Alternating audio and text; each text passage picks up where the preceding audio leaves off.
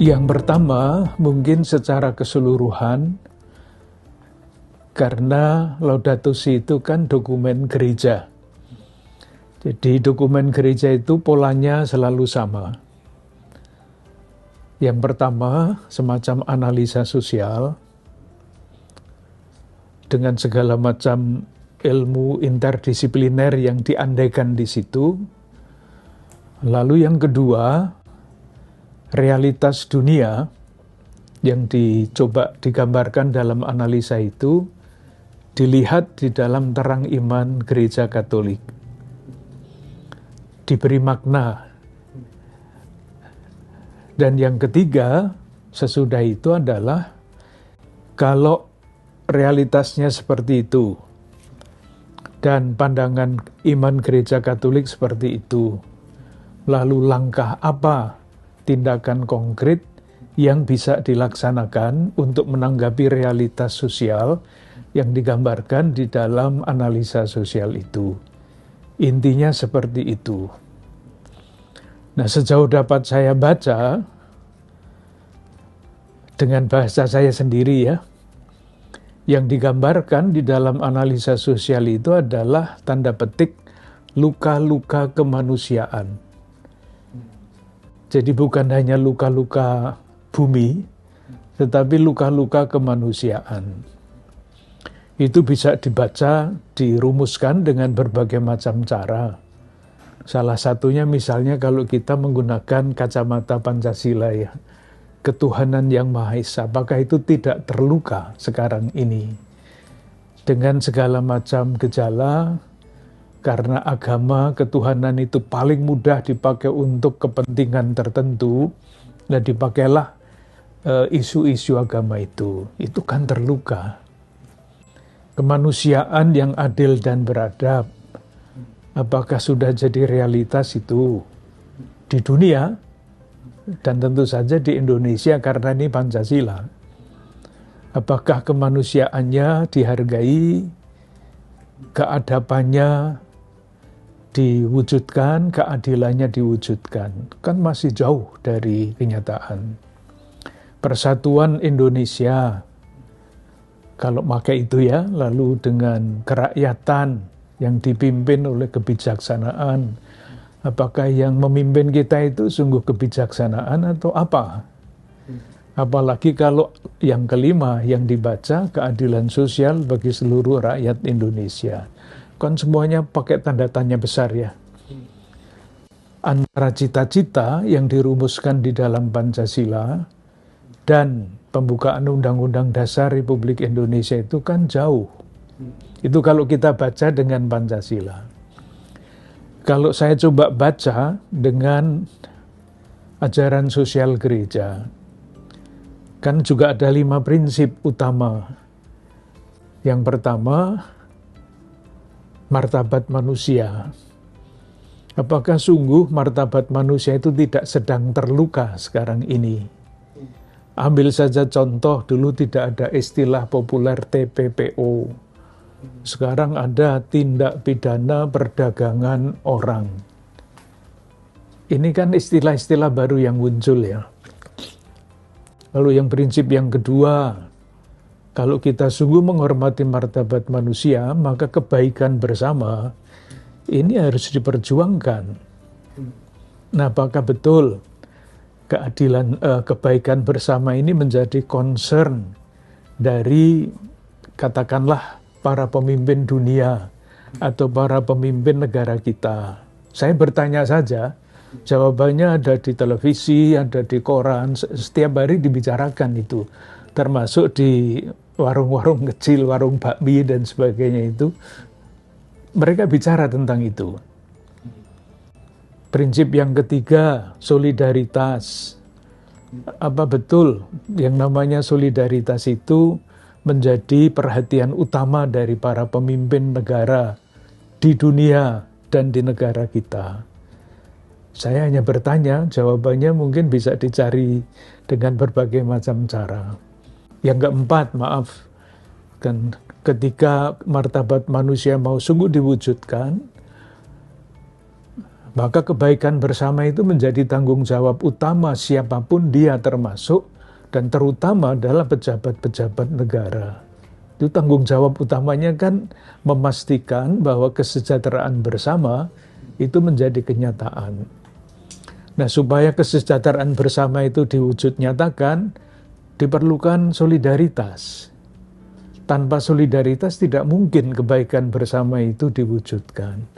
Tetapi seperti apapun perjuangan itu dilakukan, selalu ada saudara-saudara kita yang tidak pernah akan mempunyai akses terhadap apapun.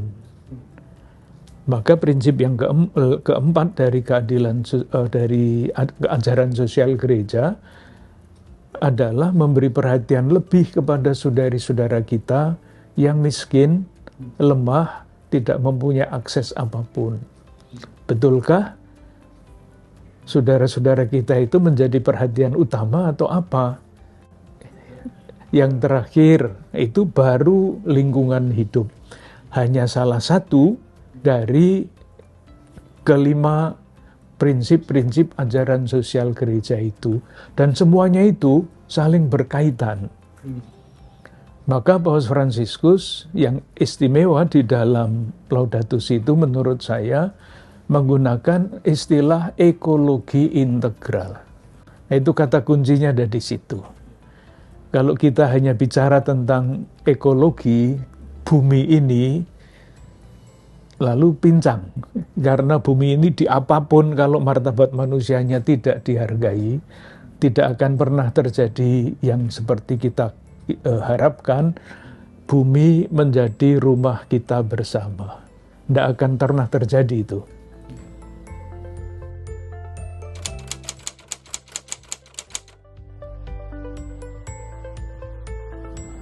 Kita mulai saja dari segi ekonomi, Bapak ya. Ekonomi itu kan sistemnya macam-macam. Ada ekonomi liberal, ada ekonomi sosialis, ada macam-macam ekonomi. Kalau kita tidak sadar, meskipun rumusannya itu negara kita adalah negara kesejahteraan, tetapi sistem ekonominya sebetulnya adalah sistem ekonomi liberal, tidak akan tercapai yang namanya negara kesejahteraan itu. Karena saya bukan ahli ekonomi, hanya baca-baca saja ya Mas ya. Bagi saya yang paling mudah merumuskan untuk diri saya sendiri dan umat sederhana yang saya layani, dalam sistem ekonomi itu modelnya adalah persaingan. Kalau ada persaingan dan persaingan itu bebas, tidak ada yang mengawasi, meskipun ada lembaga yang mengawasi persaingan dagang, tidak berfungsi karena yang namanya nafsu bersaing itu sangat besar. Nah, tentu saja negara-negara yang kurang kuat itu akan selalu kalah dibandingkan dengan negara-negara yang sangat kuat. Negara-negara yang kuat mempunyai kekuatan apapun, termasuk misalnya membekukan aset-aset negara lain. Nah, ini kan tanpa sadar sebetulnya membunuh orang kan. Beberapa waktu yang lalu saya membaca satu artikel mengenai dampak pembekuan aset-aset yang dilakukan oleh negara-negara kuat terhadap negara-negara yang katakanlah lemah.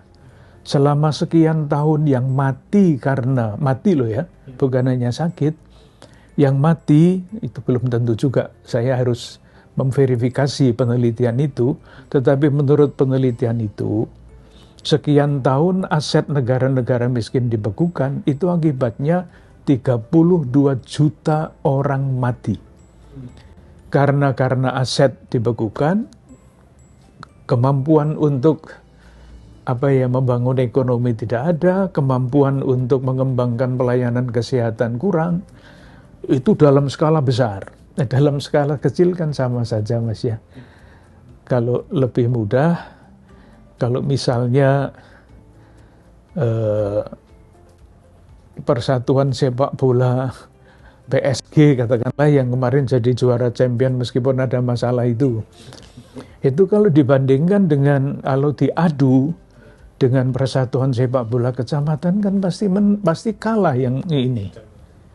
Nah sama di negara kita ada kelompok yang dengan segala macam hak-haknya menggunakan kekuatan senjata, menggunakan kekuatan ekonomi, menggunakan kekuatan apapun, ya pasti tidak bisa tanda petik ditahan oleh saudara-saudara yang tidak mempunyai kekuatan apa-apa selain kekuatan hati nurani. Misalnya seperti itu ya. Jadi kalau mau lebih konkret lagi Mas ya, sekarang ini saya banyak bertemu dengan saudara-saudara kita yang di akar rumput. Yang dulu bisa makan 2 kali sehari, sekarang tidak bisa lagi. Atau lihatlah kebijakan-kebijakan yang nasional. Kan kritiknya banyak sekali. Dan sistem ekonomi tidak bisa dipisahkan dari yang namanya kekuasaan. Tidak bisa. Menjadi lebih mengerikan kalau kekuasaan itu berselingkuh dengan negara. Itu semakin mengerikan lagi. Yang paling susah adalah saudara-saudara kita yang berada di akar rumput, yang tidak punya akses terhadap ekonomi, tidak punya akses terhadap kekuasaan, akan menjadi korban. Itu kalau kita omong tentang ekonomi. Masih bisa yang lain-lain kan? Misalnya soal kebudayaan. Salah satu hal yang beberapa waktu yang lalu kita lihat kan film dokumenter Pesta Babi itu ya. Di sana yang berlaku adalah masyarakat adat yang hidup di sana. Sudah hidup di situ jauh sebelum negara ini ada. Apakah dihormati hak masyarakat adat? Tidak kan?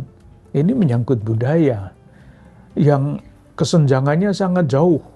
Ada budaya yang di sini sangat super modern, di sana budaya adat yang tidak dihormati, sehingga terjadi segala macam hal yang tidak kita inginkan. Jadi memang ruwet sekali Mas ya. Yang namanya luka-luka itu sudah meliputi segala macam wilayah kehidupan.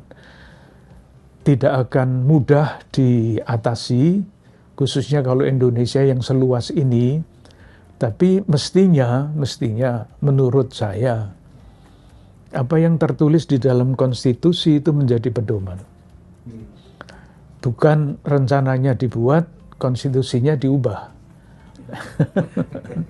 Itu soal politik. Jadi ekologinya ada ekologi ekonomi, ada ekologi budaya, ada ekologi politik. Itu semua menjadi suatu sistem, suatu yang sesuatu yang berkaitan satu sama lain dalam hal yang namanya oleh Paus Fransiskus disebut ekologi integral.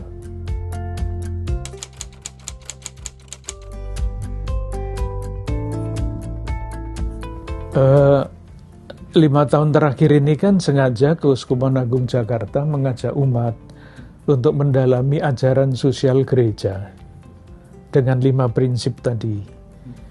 Menghormati martabat manusia, kebaikan bersama, solidaritas, perhatian lebih kepada saudara-saudara kita yang lemah, dan Tuhan menyelenggarakan yang namanya ekologi ini terakhir. Bukan sebagai sesuatu yang terpisah, tetapi ini sebetulnya puncak. Ini loh, kalau kemanusiaannya rusak, tanggung jawab untuk kebaikan bersama rusak, akibatnya bumi kita rusak. Akibatnya itu. Nah, yang sekarang dilaksanakan oleh Keuskupan Agung Jakarta, sebetulnya terus terang saja ya, saya belum berhasil Mas, untuk meyakinkan komunitas-komunitas di Jakarta bahwa tanggung jawab untuk merawat bumi itu tidak sekedar soal sampah. Itu hanya salah satu. Saya mencoba untuk memperkenalkan gagasan ekologi integral, tetapi rasa-rasanya sejauh dapat saya tangkap belum masuk, belum ditangkap hakikatnya. Tapi kan ini bukan hanya soal tahun ini kan suatu pembinaan yang terus-menerus. Beberapa waktu yang lalu ketika Keuskupan Agung Jakarta, ini yang kecil-kecil ya Mas ya, mengadakan Jakarta Eucharistic Revival, itu kami mengundang, atau panitia, bukan kami, panitia mengundang sekolah-sekolah menanggapi judul yang namanya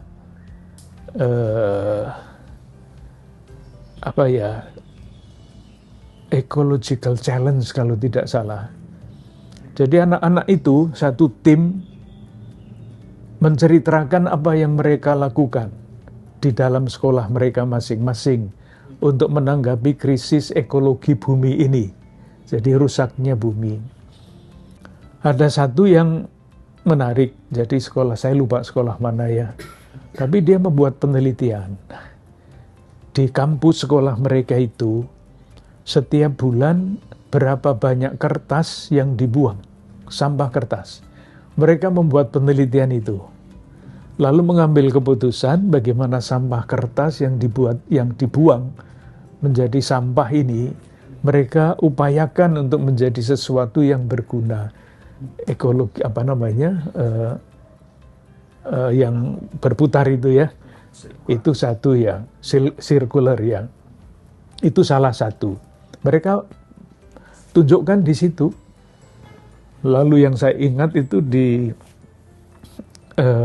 SMK Santa Maria.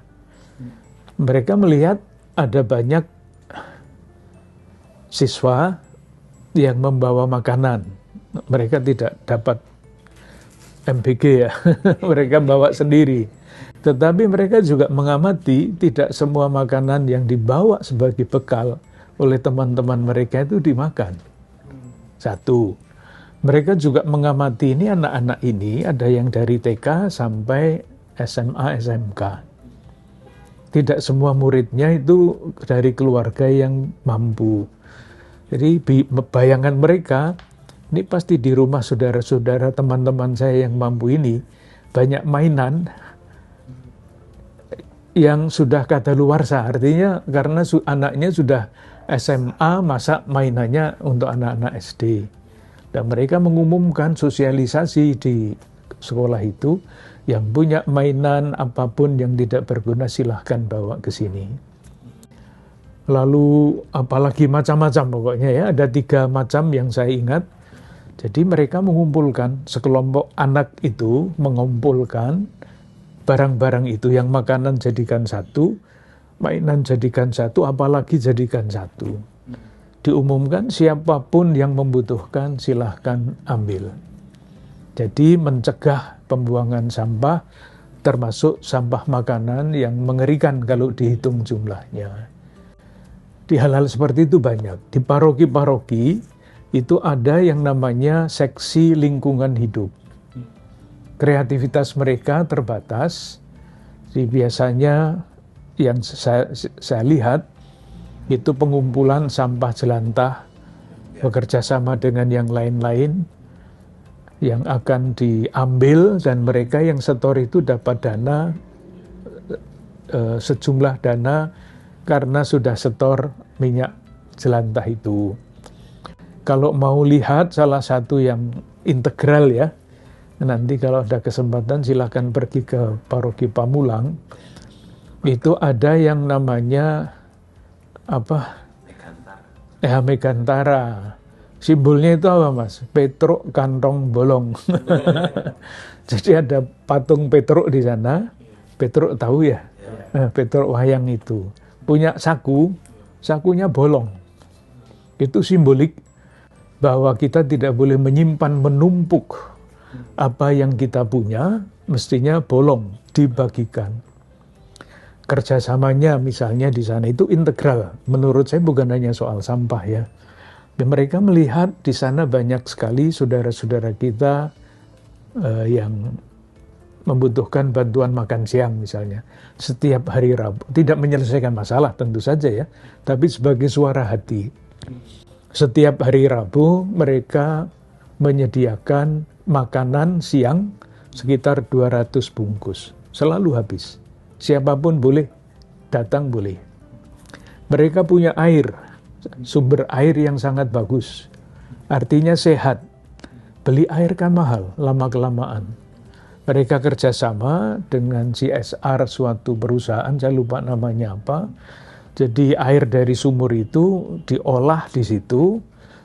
Siapapun boleh datang membawa galon maksimal 2. Ambil, sudah bahkan disediakan alat untuk membersihkan galon itu ya. Setiap orang datang boleh mengambil 2 galon, dibawa pulang tidak bayar. Ya airnya air tanah ya, jadi tidak modal apa-apa kecuali modal kemauan baik. Di situ juga ada anak-anak yang mau latihan tari. Waktu saya datang ke sana dipresentasikan itu anak-anak itu dari kampung sekitar. Jadi merukunkan masyarakat lewat seni tari. Di situ disediakan juga tempat untuk berkumpul untuk masyarakat, bagi masyarakat. Jadi macam-macam kegiatannya itu sekaligus dipakai untuk studi. Bahkan tentara-tentara juga ada yang melihat di situ caranya membuat suatu sistem, ekosistem, supaya sungguh-sungguh bukan hanya sampah yang diolah, tetapi sungguh-sungguh yang tadi disebut oleh Paus Fransiskus, dalam skala yang sangat kecil, itu ekologi integral. Paroki-paroki hampir semua mempunyai gerakan itu, koordinasinya oleh yang disebut Komisi Keadilan dan Perdamaian yang membentuk seksi lingkungan hidup. Konkret sekali gerakannya. Lalu kalau pergi ke gereja-gereja seluruh Keuskupan Agung Jakarta, selalu ada 2 banner di depan. Pertobatan ekologis. Ya, pertobatan ekologis. Nah, kadang-kadang hanya dipasang tidak dijelaskan. Saya beberapa kali cek gitu. Karena saya kan berkeliling ke paroki-paroki ya. Saya sudah pernah lihat itu atau belum? Lalu biasanya kalau saya ke paroki, homili saya itu tentang pilihan untuk ikut bertanggung jawab merawat bumi sebagai rumah kita bersama. Dengan 1-2 dongeng yang saya cari di beberapa tempat. Karena kalau konsep susah ditangkap. Tetapi kalau dongeng itu gampang diterima dan masuk. Dan biasanya di gereja kan kita semua tahu ya, ada yang dewasa, ada yang anak-anak. Itu kan susah memakai bahasa yang dewasa. Yang paling gampang adalah memakai bahasa anak-anak, yang dewasa pun pasti ikut mendengarkan.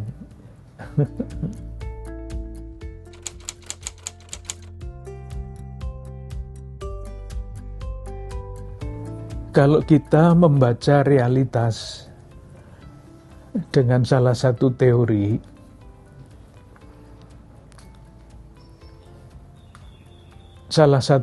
itu mengatakan bahwa kesejahteraan bersama, atau bukan kesejahteraan bersama ya, yang lebih tinggi, keadaban publik, itu pilarnya 3. Pilarnya 3. Pilar yang pertama adalah negara.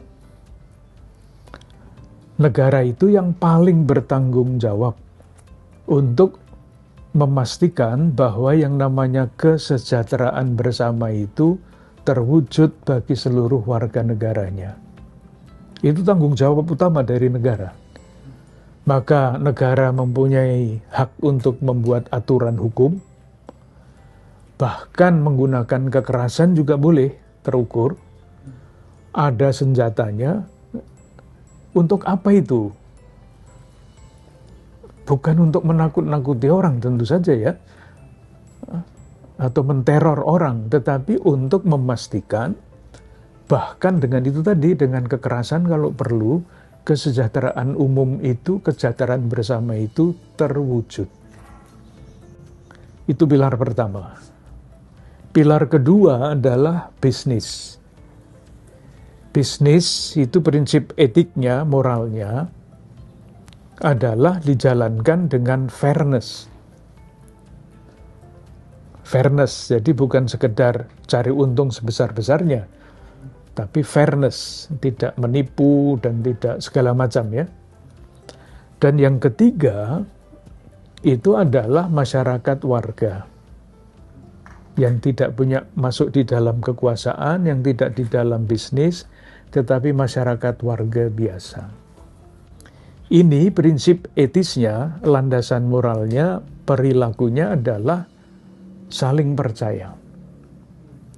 Nah, kalau pilar-pilar ini bekerja dengan baik, terbentuklah pelan-pelan keadaban publik. Kalau tidak, lalu keadaban publik juga tidak akan terbentuk. Nah, Keuskupan Agung Jakarta, khususnya ketika bicara mengenai Pancasila itu sila kelima, ketika bicara tentang prinsip kedua, kebaikan bersama, ini rupa-rupanya sangat jauh dari cita-cita yang dirumuskan di dalam pembukaan Undang-Undang Dasar 1945. Semakin lama, semakin jauh. Saya tidak tahu persis, tidak ingat persis, tetapi kan sering dikatakan sekitar sekian persen penduduk Indonesia menguasai 80% kekayaan Indonesia. Nah, itu kesejahteraan umumnya di mana? Kan tidak ada. Oleh karena itu, karena yang bertanggung jawab utama menurut teori yang tadi saya kutip, mewujudkan kesejahteraan bersama itu adalah negara, maka yang paling bertanggung jawab adalah negara, bukan masyarakat warga. Jadi misalnya gereja itu termasuk masyarakat warga, pasti bukan penguasa, pasti bukan bisnis, masyarakat warga. Meskipun yang bertanggung jawab utama untuk memastikan kebaikan bersama itu negara, tetapi gereja sebagai institusi moral tidak bisa diam saja melihat realitas kayak gini ini. Maka bukan karena kewajiban legal. Kalau negara kan kewajiban konstitusi, gereja tidak ada kewajiban konstitusi itu. Tetapi gereja atas kesadaran moral melihat realitas itu, melakukan berbagai macam hal tidak bertanggung jawab, tetapi dalam rangka partisipasi sebagai warga negara untuk membantu lebih-lebih saudara-saudara kita yang kurang beruntung. Maka lembaga gereja itu namanya di sini ya PGDB, Pengurus Gereja Dana Papa. Oleh karena itu sekarang ini ya Mas ya, ketika situasi kelihatannya makin susah, makin beban ekonomi makin berat, kami mengeluarkan surat pembangunan fisik stop. Sekarang dana yang tersedia coba dipikirkan, dialokasikan pada suatu ketika, atau sudah mulai juga ya, kalau nanti kebutuhan-kebutuhan saudara-saudara kita yang sungguh terbebani, itu mesti kita perhatikan lebih daripada yang lain. Sampai sebegitu. Karena apa? Karena kami sadar, di sini semakin banyak pemulung yang datang minta makan. Semakin banyak anak-anak yang karena tidak bisa bayar sekolah, datang ke sini minta bantuan. Nah, yang seperti itu tidak menyelesaikan masalah, tetapi sekurang-kurangnya mencoba menanggapi. Karena yang bertanggung jawab itu bukan gereja, yang bertanggung jawab itu negara. Itulah sebabnya kami mengatakan itu, tolong dibuatlah kebijakan yang sungguh-sungguh berpihak kepada saudari-saudara kita yang memang paling harus diperhatikan sesuai dengan amanah konstitusi. Jadi bukan kami gereja yang minta, itu konstitusi loh Mas yang minta.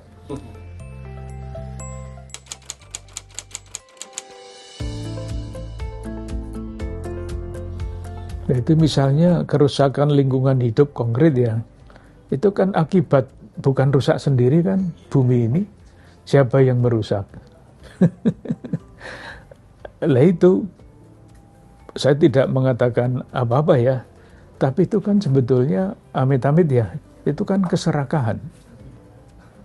Dan ada yang mengatakan kalau hanya serakah sendiri itu tidak apa-apa. Tetapi serakah di belakangnya ada senjata. Lah itu bukan saya yang mengatakan. Saya hanya membaca macam-macam analisa, bukan hanya di sini tetapi di tempat lain sama saja. Ya kalau sudah begitu kan yang namanya keadaban publik itu tidak akan pernah terbentuk karena keadaban itu tidak bisa bersama-sama dengan keserakahan.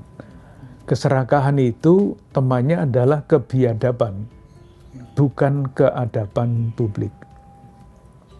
Tadi itu kan ada 3 pilar Mas ya. Itu kalau sendiri-sendiri menjalankan fungsinya bagus. Kalau satu fungsi tidak berjalan, masih belum apa-apa. Tetapi kalau ada kolusi antara pilar-pilar pertama kedua, lah itulah yang menyengsarakan masyarakat. Lingkungan itu korban dari manusia. Dan kalau mau kembali ke konsep yang di belakang Laudato Si itu, kenapa lingkungan ini bisa rusak dan ekologi politik, ekologi ekonomi, ekologi apapun itu juga ikut rusak atau membuat rusak bumi. Kan Paus Fransiskus berbicara mengenai satu, teknologi. Ya, kalau teknologi itu pada dasarnya kan bagus, manusia diberi akal budi untuk mengembangkan dunia ini sebaik mungkin. Maka dengan pikiran mereka menciptakan teknologi. Tapi teknologi itu mesti dibarengi dengan moral. Nah masalahnya kan teknologi yang tidak bermoral. Nah, kalau orang sekarang ini sedang perang ya, meluncurkan bom dengan kekuatan ledakan sekian, ini proporsional apa enggak? Belum nanti kalau seorang kepala negara misalnya diberi wewenang untuk memejet bom nuklir, itu mengerikan banget kan? Teknologi tanpa moral. Bisa digunakan untuk kepentingan apapun, dan kalau menggunakan kata yang tadi ya, untuk mendukung keserakahan. Apapun bentuknya itu. Itulah berhala yang di dalam kitab suci, di dalam Alkitab disebutkan. Yang namanya keserakahan itu berhala. Bukan gunung, bukan batu, bukan pohon, keserakahan itu berhala. Dan yang kedua, faham filosofis antroposentrisme. Intinya yang paling penting di dunia ini adalah manusia. Itu betul juga. Buntutnya ini yang tidak betul. Maka seluruh yang lain daripada manusia itu bisa digunakan untuk kepentingan apapun bagi manusia. Yang serakah itu. Rusaklah bumi ini. Jadi memang kompleks sehingga ketika Paus Fransiskus menulis Laudato Si, ini selain memberikan petunjuk-petunjuk macam-macam,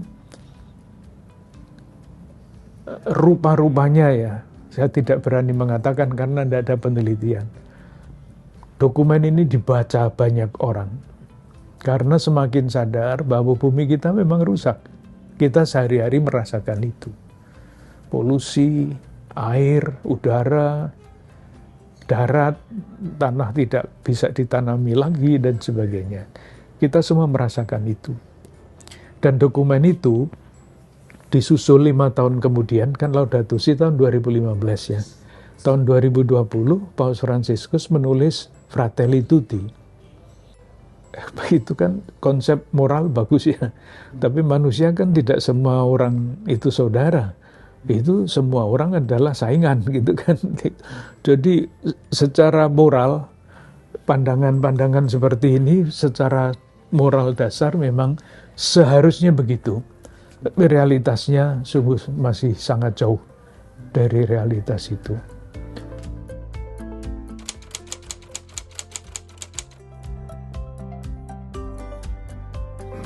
Kalau konseptual ya Mas ya.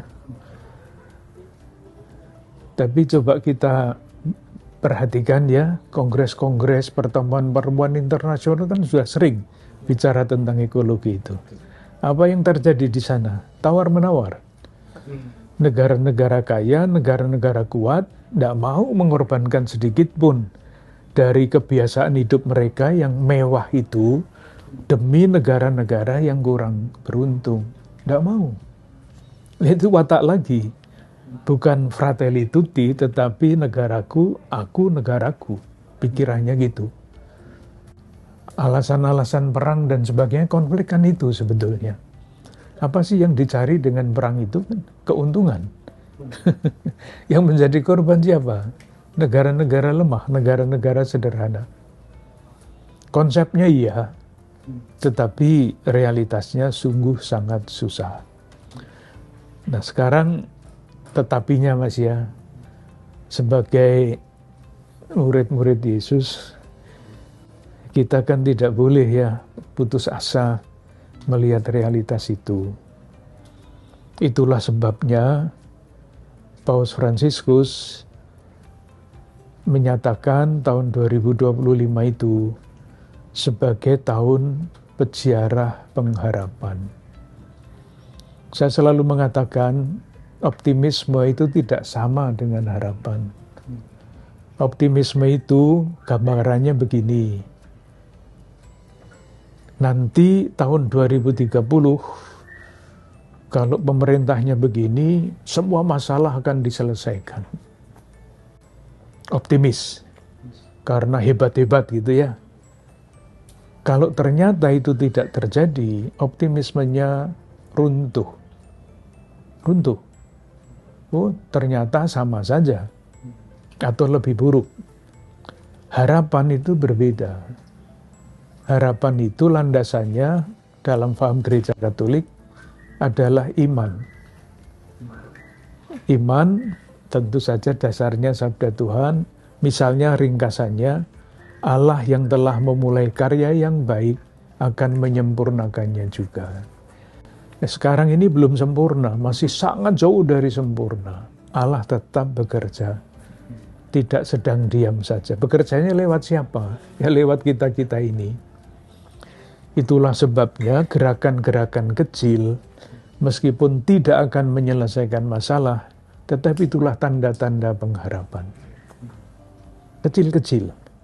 Jadi misalnya, sekarang ini kalau kita ambil contoh di masyarakat kita ya, masih banyak para akademisi, mahasiswa, pegiat-pegiat sosial, masih berusaha dengan cara yang berbeda-beda untuk membangun kesadaran bersama. Kita ini berada di dalam situasi begini, mari, mestinya yang dibutuhkan itu pertobatan nasional, Mas ya. Itu yang dibutuhkan. Tetapi kan namanya pertobatan kan sudah terlanjur enak-enak, bertobat bagaimana ya tidak mau keluar dari zona nyamannya. Tapi terus saja yang kecil-kecil seperti tadi usaha untuk menanamkan nilai-nilai atau inisiatif dari teman-teman kita, sekolah-sekolah sudah berusaha untuk membangun kampus hijau dan sebagainya itu. Dan itulah tanda-tanda kecil yang membuat kita tidak kehilangan pengharapan. Itu kuncinya. Bagi, tadi saya mulai dari dokumen gereja ya. Nah itu akhirnya ya ini yang akan mengunci segala macam analisa sosial yang seperti itu. Cita-cita rencana Tuhan begini, nyatanya begini, mari kita bekerja. Moga-moga apa yang kita lakukan dapat menjadi suara hati di tengah-tengah zaman yang semakin kompleks ini.